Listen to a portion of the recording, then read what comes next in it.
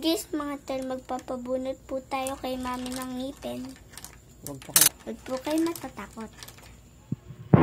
Yan, pangalawang bunot ko na ng ngipin sa'yo yan. Silog yan, ha?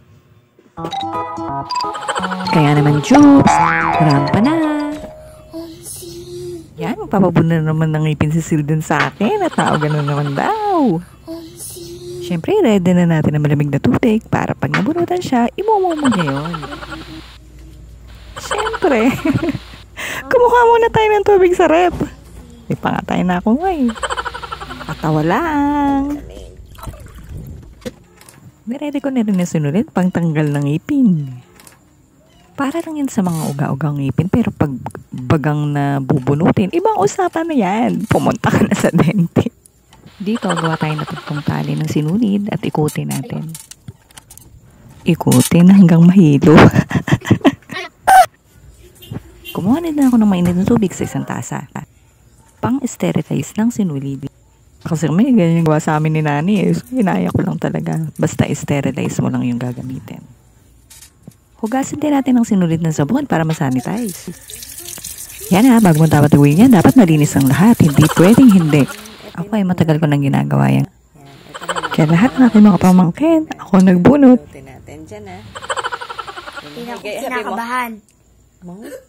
Wow, Sillian, very good ang kapal. Guys, mga tol, ligo po tayo ulan. Ay, Dali na. Yan, itong aking sinulid na pinag-ikot-ikot hanggang mahilaw, nilagay ko sa mainit na tubig para ma-sterilize yung sinulid. Mga ilang minutes lang, huwag naman 10 years. Hindi ka na natatakot. At eto na nga, kunin natin yung na-sterilize na sinulid sa mainit na tubig. Ready ka na ba dyan? Seal dyan? hindi.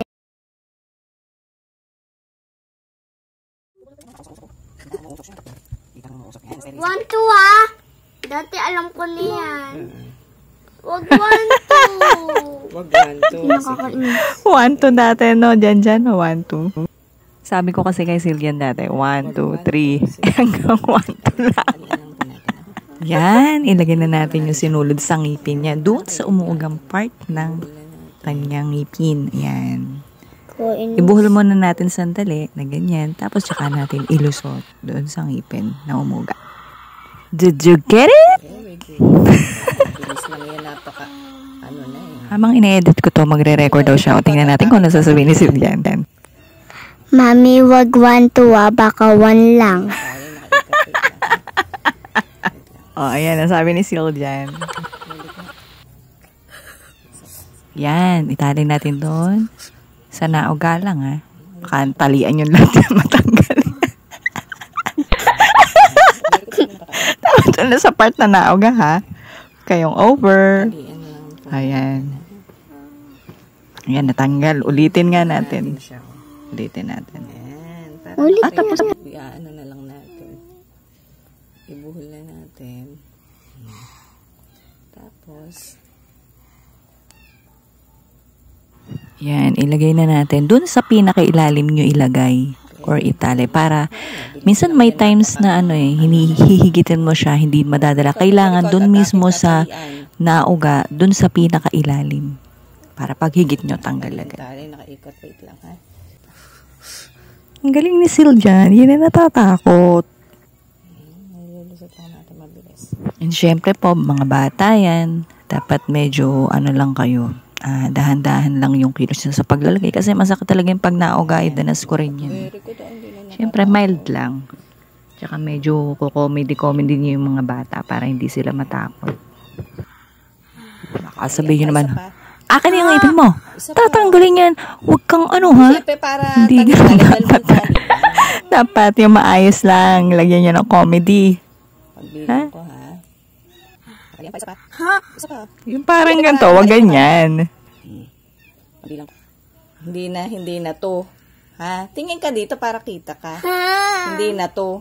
Ha? E di 1 na lang. Hindi na to. 1 na lang.